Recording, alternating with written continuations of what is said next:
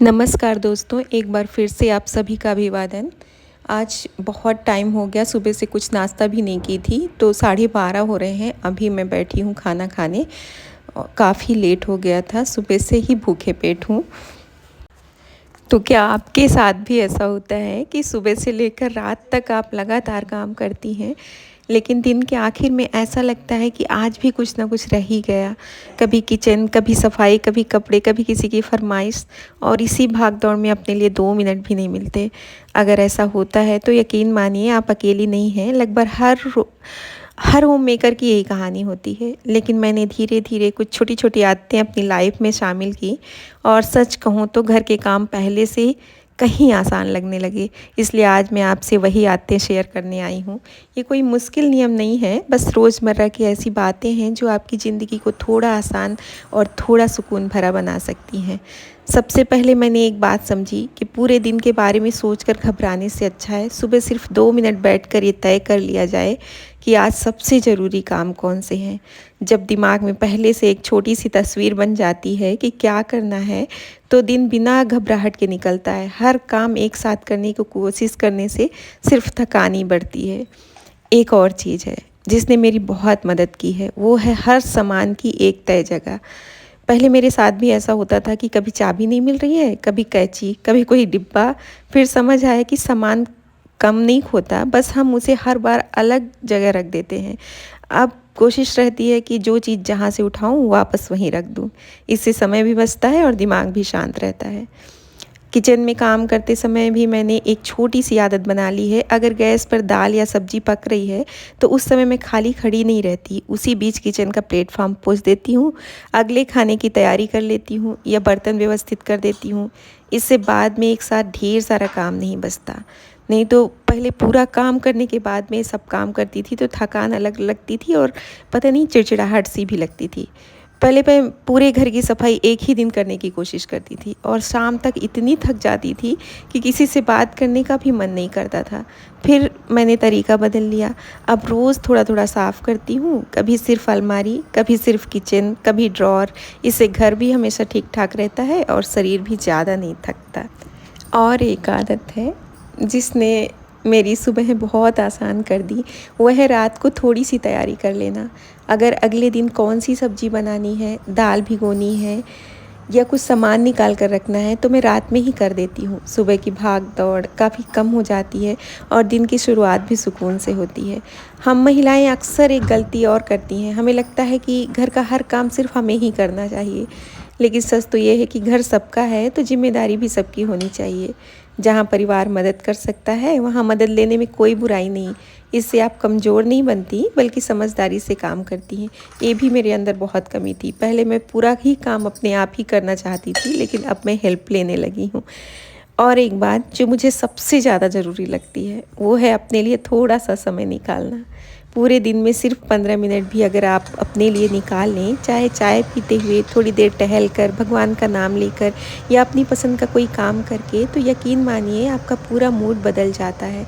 जब हम अंदर से खुश रहते हैं तभी घर का माहौल भी अच्छा रहता है। मैंने ये भी महसूस किया कि जितना ज़्यादा बेकार का सामान घर में होगा, उतना ही ज़्यादा समय उसकी सफाई और देखभाल में जाएगा। इसलिए समय समय पर ऐसे सामान अलग कर देना चाहिए जिनका महीनों से इस्तेमाल नहीं हुआ है। घर हल्का लगता है और काम भी कम हो जाता है। पहले मैं ये आर्टिफिशियल ये फ्लावर्स वगैरह और ये बहुत सारे ट्रीज़ वगैरह रखती थी रूम में, पूरा रूम भरा भरा सा लगता था और अजीब सा मतलब जैसे स्ट्रेस टाइप का लग रहा था। लेकिन जब से मैंने निकाल के उन्हें हॉल में रख दिया, मुझे बहुत अच्छा लगता है अपना बेडरूम। एक बात और है, हर दिन परफेक्ट नहीं होता। कुछ दिन ऐसे भी आते हैं जब प्लान के हिसाब से कुछ नहीं हो पाता। पहले मैं ऐसी बातों से परेशान हो जाती थी, लेकिन अब समझ आ गया कि परफेक्ट बनने से ज़्यादा ज़रूरी है लगातार अच्छा करने की कोशिश करते रहना। अगर आज एक काम कम हो गया तो दुनिया ख़त्म नहीं हो जाएगी, कल फिर से नई शुरुआत की जा सकती है। और सबसे आखिर में मैं बस इतना कहना चाहूँगी कि एक होम मेकर सिर्फ घर नहीं संभालती, बल्कि पूरे परिवार की खुशियों का ध्यान रखती है। इसलिए अपनी खुशी, अपनी सेहत का भी उतना ही ख्याल रखिए जितना आप अपने परिवार का रखती हैं। क्योंकि जब आप खुश रहेंगी तभी आपका घर भी खुश रहेगा। ये मैं आप लोगों को बार बार बोलती हूँ। अगर आपको मेरी ये बातें अच्छी लगी और इनमें से कोई आदत आप आज से अपनाना चाहें तो मुझे कमेंट में ज़रूर बताइएगा कि सबसे पहले आप कौन सी आदत अपनी लाइफ में शामिल करेंगी। अगर वीडियो पसंद आई हो तो इसे लाइक ज़रूर किया करिए। ये आपकी एक लाइक मुझे बहुत मोटिवेट करती है। अपने दोस्तों और परिवार के साथ शेयर करिए और ऐसे ही होम मेकर टिप्स, मोटिवेशन और आसान लाइफ स्टाइल वीडियो देखने के लिए मेरे चैनल को सब्सक्राइब भी ज़रूर करिएगा। आज मेरे बड़े बेटे का जन्मदिन था तो मैंने सुबह नाश्ते में मंगौड़ा बनाया था।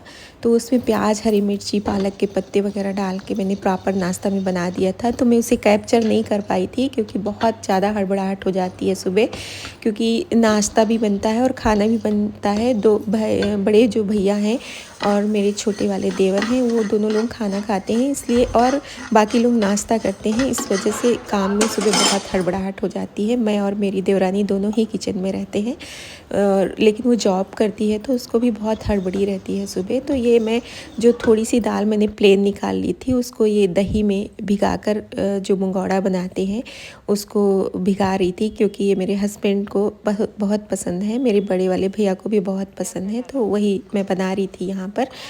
और उसके बाद आज बहुत भाग दौड़ हो गई थी। उसके बाद मैं अपने रूम में आ गई थी थोड़ा सा रेस्ट करने के बाद। ये शाम की क्लिप है। फिर मैं चाय बनाने आ गई थी और यहाँ पर बर्थडे होने वाला था, मतलब केक कटने वाला था। उसके बाद यहाँ पे ये मेरी दोनों बेटियाँ हैं, एक बड़ी बेटी, छोटी बेटी, ये दोनों ही एरोबिक कर रही थी वहाँ पे, टीवी ऑन करके वर्कआउट कर रहे थे। तो वही मैंने थोड़ा सा कैप्चर किया आप लोगों को दिखाने के लिए।